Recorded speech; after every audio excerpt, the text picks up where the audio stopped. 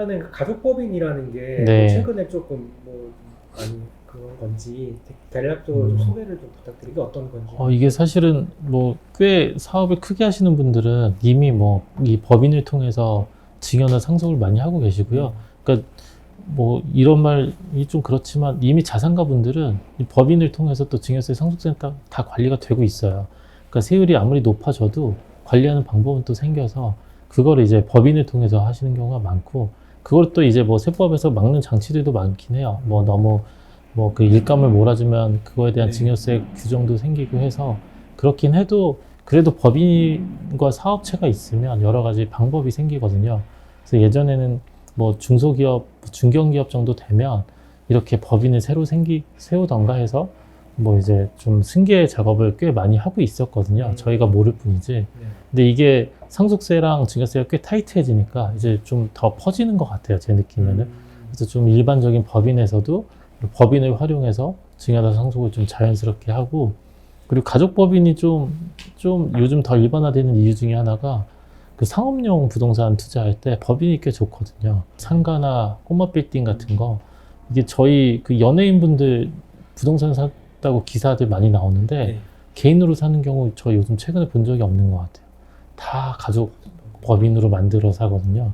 이유가 있는 게 우선은 소득세가 비싸서 그분 뭐 소득세가 비싼데 건물을 사서 시세 차익을 하면 양도세가 또 엄청나게 나오거든요. 네. 그래서 그냥 법인으로 만들어서 법인세만 내고 그냥 법인을 키워가겠다, 이런 게 하나 있고요. 그리고 더 실제적인 건 사실 법인 대출이 좀 더 잘 나오거든요. 네, 그래서 법인 설립해서 그냥 구입을 해서 가는 거. 그리고 관리 측면에서도 사실 꽤 이익이 많아서, 그리고 증여 측면에서 좋다는 소리가 가족법인이어서 예전에는 1인 법인이 된다 그래서 1인 법인을 되게 좋아했거든요. 근데 요즘은 어린 자녀들이라도 다 주주로 참여시켜서 맞아요. 사업을 하거나 부동산 투자를 하거든요. 나중에 그 투자 이익만큼은 그 자녀분들한테 고스란히 줄 수가 있어요.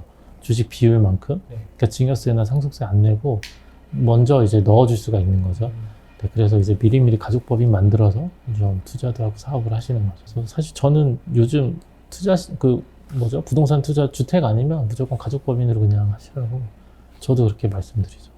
그럼 가족법인을 만드는 네. 저는 이제 제가 현장에서 네. 잘 모르니까 네. 대략적으로 요새 가족법인 관련해서 문의를 주시는 분들이 네. 계시다면 그분들 네. 자산은 어느 정도 수준?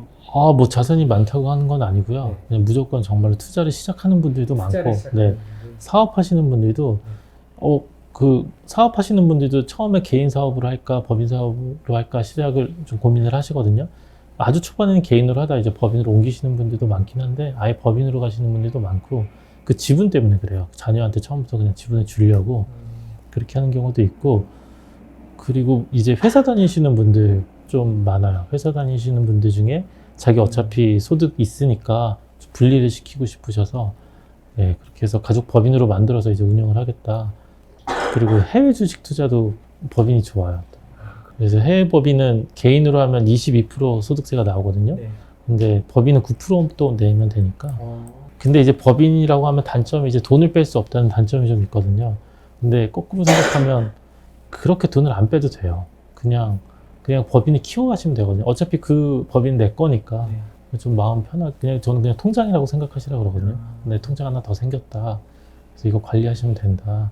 이렇게. 그리고 뭐 건보료 측면에서도 장점도 많고. 지금 가족법인은 그거를 빼고라도 여러 가지 뭐 장점이 좀 있다고. 사실 저는 상속 증여도 하고 법인 뭐 기장 저희 거래처도 있는데 이걸 두 개를 합치니까 되게 좋아지더라고요. 아, 네네. 그러니까 실제로 사업 같은 것도 뭐 여러 가지 제도가 있기는 해요. 법인에 주식을 넘겨줄 수 있는 뭐 가업 상속 증여나 뭐 이런 제도가 있는데, 그거 이외에도 요 법인들을 활용을 하면 미리미리 이제 자녀분들한테 좀 넘길 수가 있는 거죠, 재산을. 근데 이게 궁금한 거는 네. 예를 들어서 아까 이제 일감 몰아주기, 뭐 네, 예를 들어 네. 대기업 같은 경우도 사실은 네. 오너들이 이제 경영권 승계 같은 거 할 때 아니면 뭐 이렇게 그렇죠. 뭘 넘겨줄 때 네. 뭐 어떤 뭐 자회사 같은 걸 만들어서 뭐 제 주변에 뭐 여담이지만 되게 뭐 그냥 크지 않은 기업, 네. 뭐 화장품이나 이런 케이스 만드는 회사인데 네. 갑자기 이제 애견용품 자회사를 계열사를 만들더라고요. 네. 거기에 케이스를 만들어주는 방식으로 해서 좀 이렇게 하는 그럴 수 친구도 있죠. 네, 보기는 네. 했는데 네.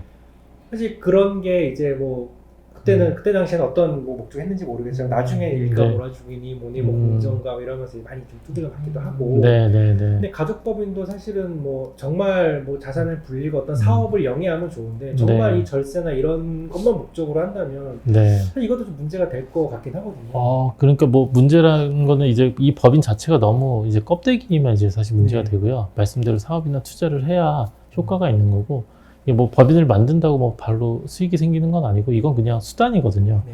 그래서 이걸로 해서 사업도 좀 키우고, 그러니까 투자는 이제 뭐 어차피 저희가 그 키우려고 하는 거 목적이니까 그냥 아예 처음부터 세팅을 법인으로 해버리는 거죠. 네.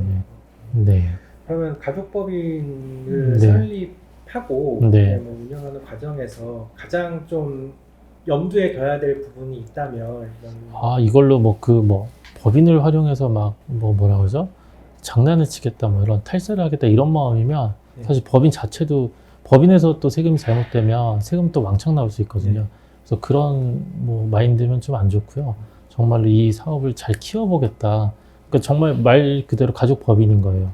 그 자녀들 주주로 참여시켜서 이 사업체를 잘 키워보겠다, 이런 마인드로 투자도 하고 사업을 하셔야 되고, 이걸로 뭐 활용을 해서 내 개인 소득세 좀 줄여보겠다, 이런 마인드면 안 좋을 수는 있죠. 네, 네. 좀 뭐 한 끗 차이일 수는 있는데, 네, 네. 뭐 여러 가지 또 막 편법들이 또 있거든요. 이걸 활용한 방법들이. 네. 그러니까 법으로는, 법 테두리 안에서는 뭐 불법은 아닌데, 또 세무서가 보면 또 너무 뻔한 방법들은 또 있거든요. 네. 그런 것들은 좀 지양하고 좀 정도로 가면서 좀 가는 게, 뭐 탈세와 절세를 왔다 갔다 하는 게 좀 있죠. 네. 아무리 이게 뭐 합법이다라고 해도 좀 안 좋은 방법들은 좀. 중간에서 꼭 네. 수위를 잘 맞추는 게 중요하긴 해요. 근데 어떻게 보면 근데 사실 또 이게 또 저도 딜레마인 게, 법으로는 사실 어긴 건 하나도 없어요. 근데 세무서가 보기에는 좀 희한해 보이는 거죠. 네. 그래서 좀 탈세로 가버리는 거고, 이게 좀 그 세법 원칙 중에 뭐 실질과세라 그래서 실제가 뭐였냐 뭐 이런 걸로 해서 판단을 하는 게 있거든요. 근데 사실 또 거꾸로 생각하면 실질은 또 누가 알겠어요. 근데 국세청은 또 알 수는 없거든요.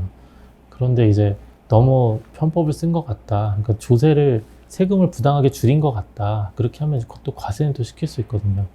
그래서 또 너무 또 그렇게 막 위험하게 하는 건 아닌 것 같고. 컨설팅도 많이 좀 해주시나요? 그럼요. 네네. 개인별로 다 상황에 따라서 네네 많이 하죠. 마지막으로 지금 상속과 증여 이런 관련해서 네. 세금을 줄이고 싶고 준비하고자 하는 분들도 많이 계실 네, 것 같은데 네. 앞서 많이 좋은 말씀 해주셨지만 마지막으로 그런 네. 분들께 좀 마지막으로 조언이라든지 한마디 해주고 이게 싶으시다면. 증여세랑 상속세가 어떻게 보면 되게 골치 아픈데 또 생각보다 또 되게 일상 속의 세금이거든요. 네. 그래서 하루라도 좀 빨리 관심 갖고 좀 관리하시는 게, 이게 줄이고 안 줄이고의 차이가 되게 크거든요. 네. 근데 금액 자체가 그게 오히려 돈 버는 거라고 저는 생각을 하고, 가족 법인이라는 것도 또 어려운 것도 아니어서 그냥 한 번만 알아두시면 돼서, 이게 좀 인식의 차이인 것 같아요. 그래서 좀 한번 그냥 딱 한번 이런 거구나 하고 알아두시고 관리를 하시면 더 좋지 않을까. 근데 그게 막 세금이 비싸다고 막 탓만 할 수는 또 없잖아요. 그냥 뭐 나름대로 또 관리를 하면 되니까. 네, 이렇게 한번 해보시면. 가족법인 좀 하나만 더 네, 가족법인은 네. 자녀들이 일단 주주로 참여를 하는 건데 네, 네. 그것도 뭐 대표 이사가 어쨌든 있어야 되니까 네, 네. 그 대표 이사를 누구를 하냐에 따라서도 뭐가 좀 차이가 있나요? 뭐 사업에 따라 차이는 있을 수 있어요. 부동산 같은 건 대출할 때 좀 영향이 있고요. 네. 네. 뭐 미성년 자녀들만 있는데 대표이사를 미성년 자녀로 할 수는 없거든요. 그것도 16살, 16세 이상 돼야 이사가 돼서, 네. 그러면 이제 부모님들 둘 중에 한 분이 그냥 이사를 하고 주주는 뭐 자녀분들로 하는 경우도 있고, 아니면 뭐 가족들이 다 들어가는 경우도 있고, 공동대표 이런 것도 공동대표도 있고 각자 대표도 있고 뭐. 네. 그거는 이제 만들기 나름이에요. 근데 주주를 어떻게 구성하느냐가 더 핵심이어서, 간혹 그 뭐 미성년 자녀하면 세무조사 나온다고 생각하시는 분들 있더라고요. 근데 뭐 제 경험상 그렇진 않고, 네. 뭐 그거 뭐 세무조사 나와서 뭐라고 해봤자 뭘 불법이 아니어서, 네.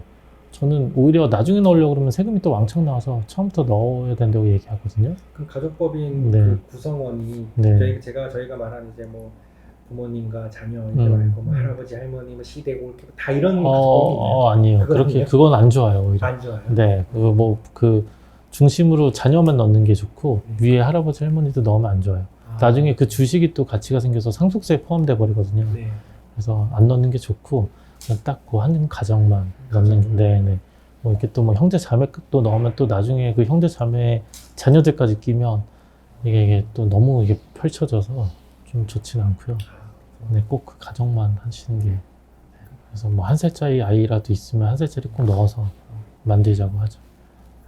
네네. 그게 좀 자기 개발 느낌인데 또 법인을 만들면 또 막 뭔가 하고 싶어 하거든요. 네, 그래서 뭐 일을 벌리시라고는 하는데.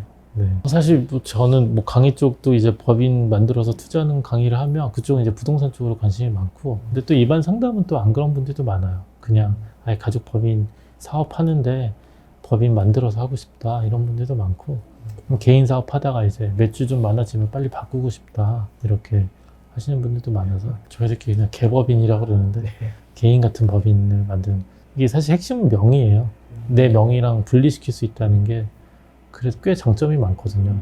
근데 건보료만 해도 당장 개인 2개 소득 생기면 건보료만 합산이 돼버리니까, 근데 법인은 분리할 수가 있거든요.